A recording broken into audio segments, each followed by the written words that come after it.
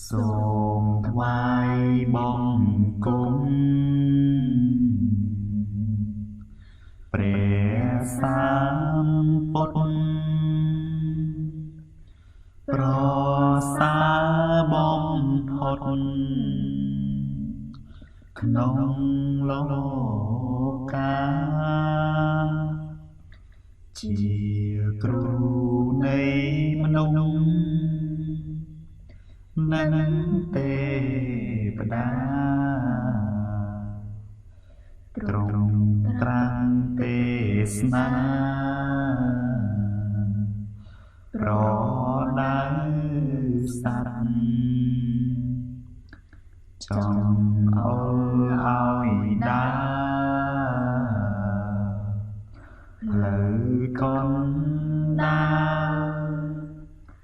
មាគាត្រកាលអាចកុំចាត់ទុកភ័យចង់រៃឲ្យខ្ចាយបាត់អាចកាត់សង្សាររំទុកបានសាសនាព្រះអង្គនៅសុខថ្ងៃសត្វមាននិស្ស័យ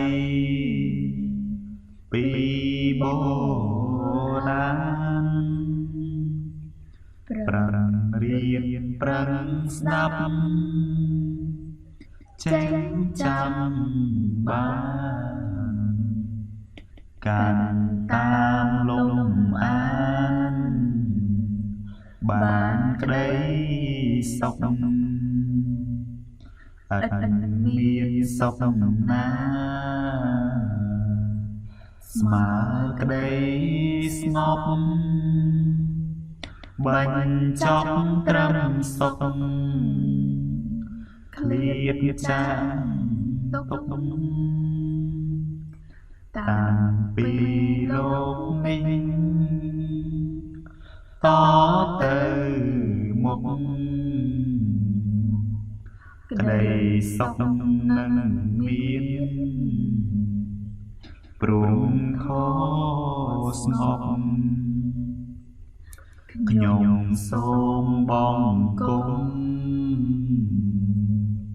ឆ្ពោះព្រះធម៌ព្រះសង្ឃបវរទាំងគ្រប់សពរួមជាត្រៃរតន៍គួរគោរពជាម្លុំត្រជាក់នៃលោកកាព្រះរូបព្រះធាតុនៃព្រះពុទ្ធវិញសុទ្ធតាមអង្គព្រះសង្ឃស្ដាសូមគុណត្រៃរតន៍ជួយខែរាឲ្យបានសុខខាតរៀងទៅបទនិពន្ធរបស់សម្ដេចព្រះសង្ឃរាជចូលទញ្ញាណោជូនណាត